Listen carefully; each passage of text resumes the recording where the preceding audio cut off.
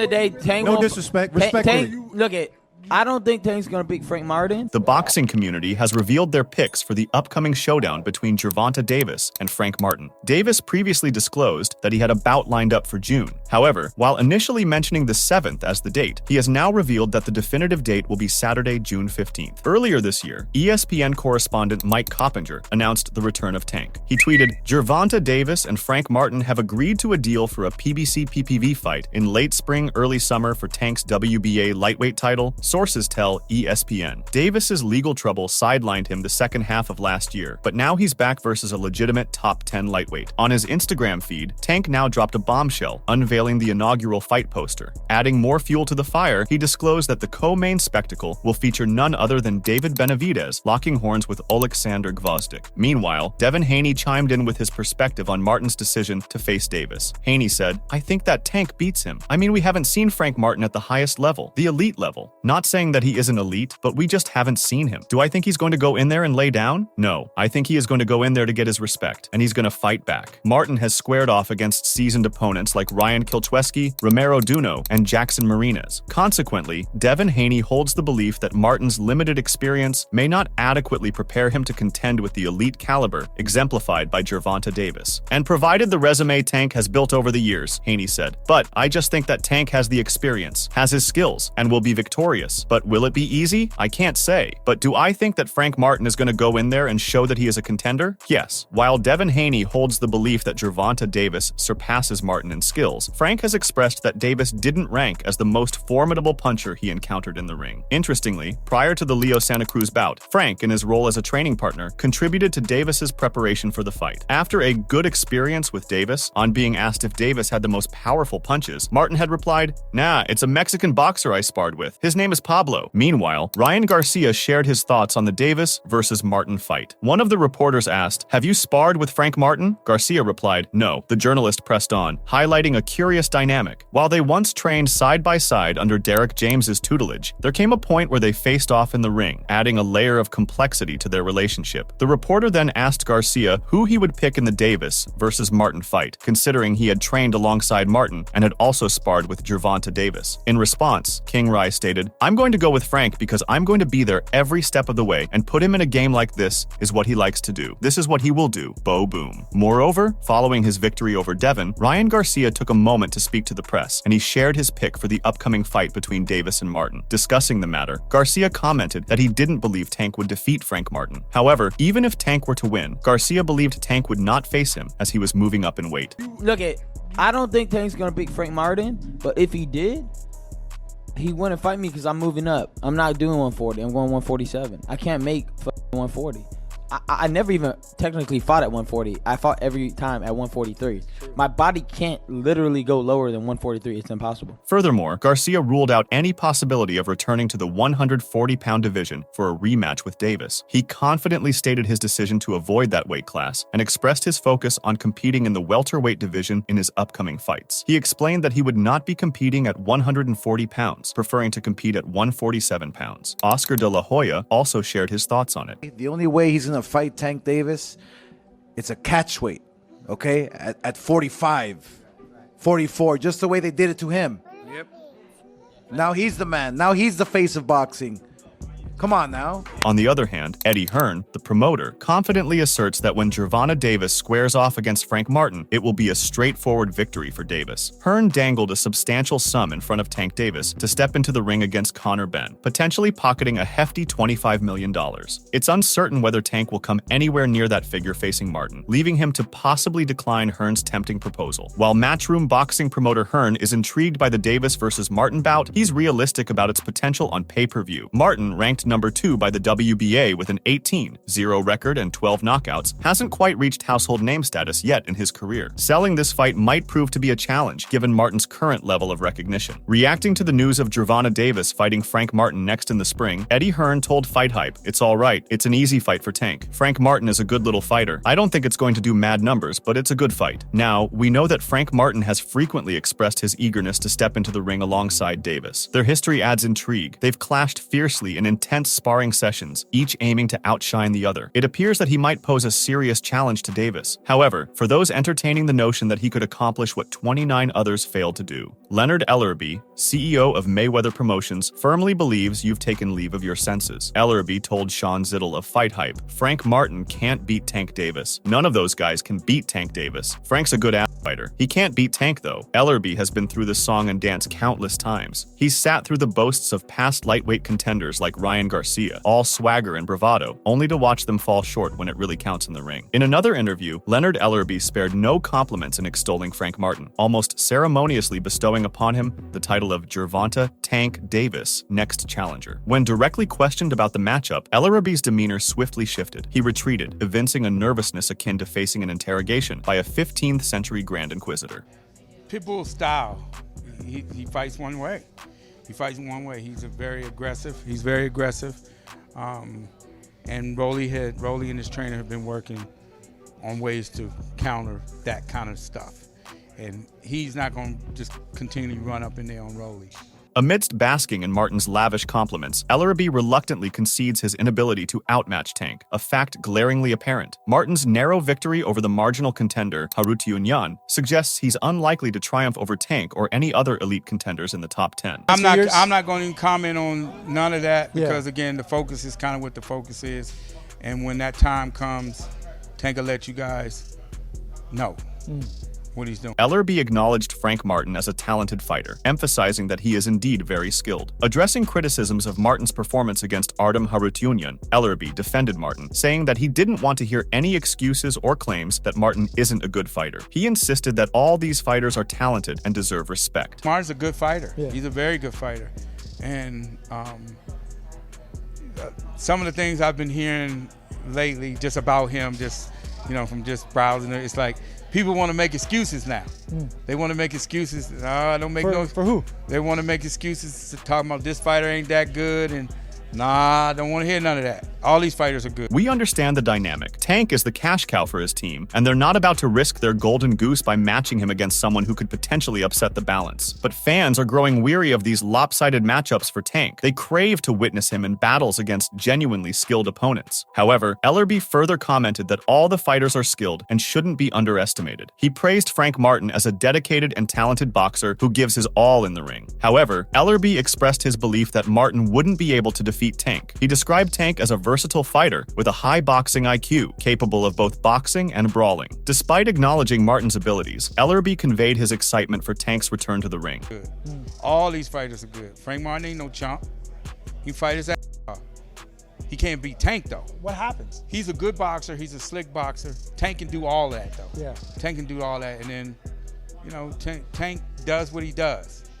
Tank has an extremely high IQ. Extremely high IQ.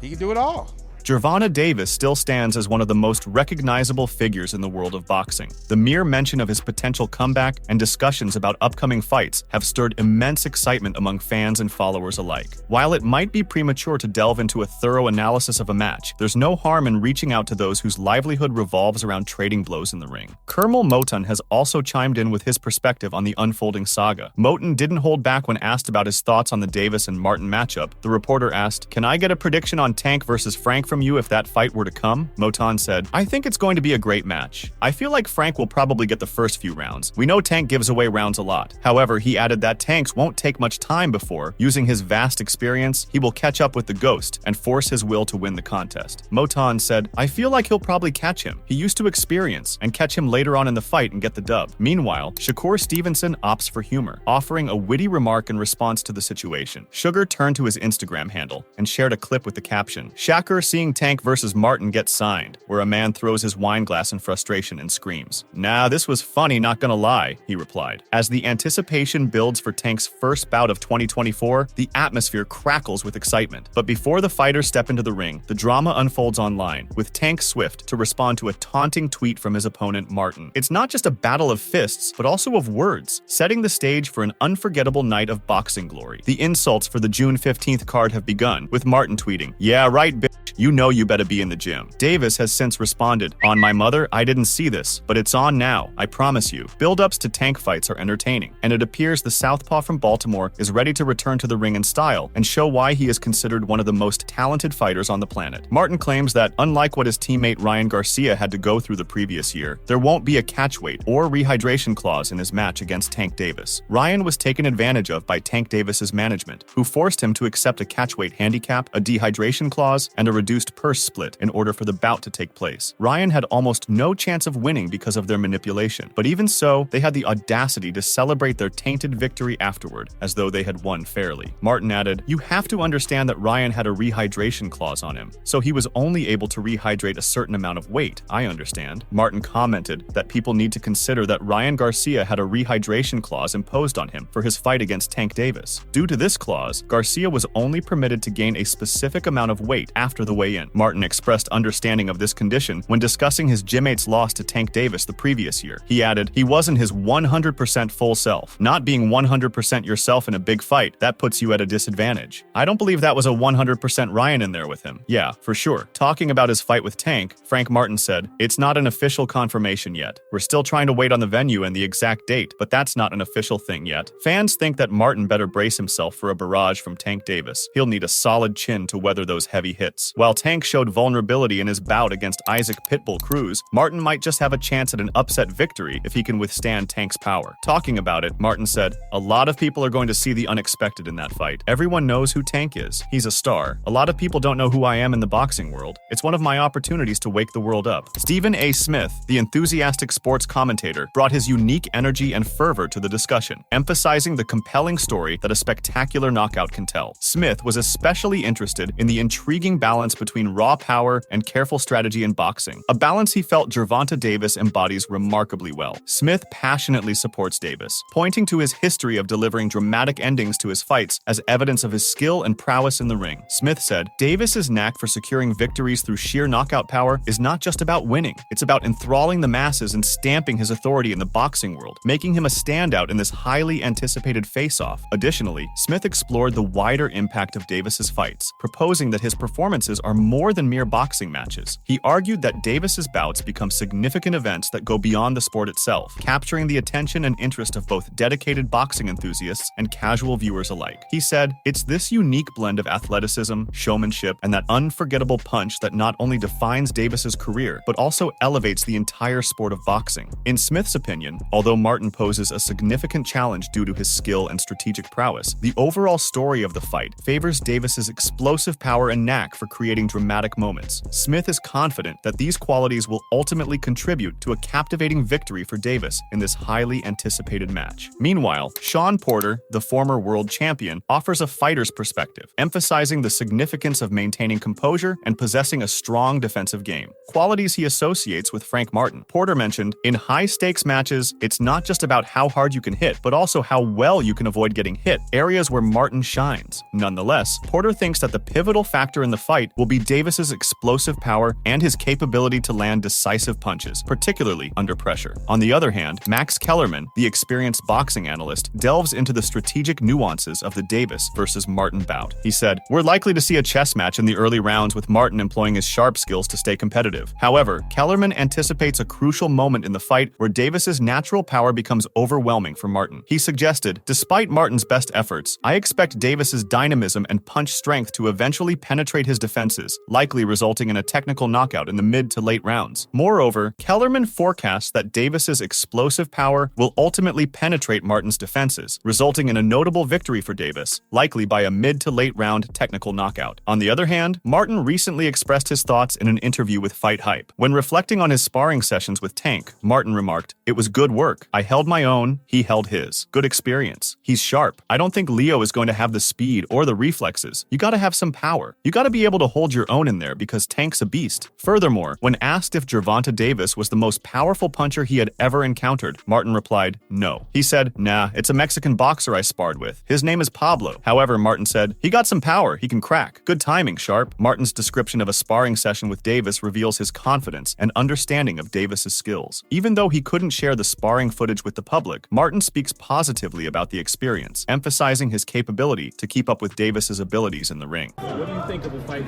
we could go. We could go.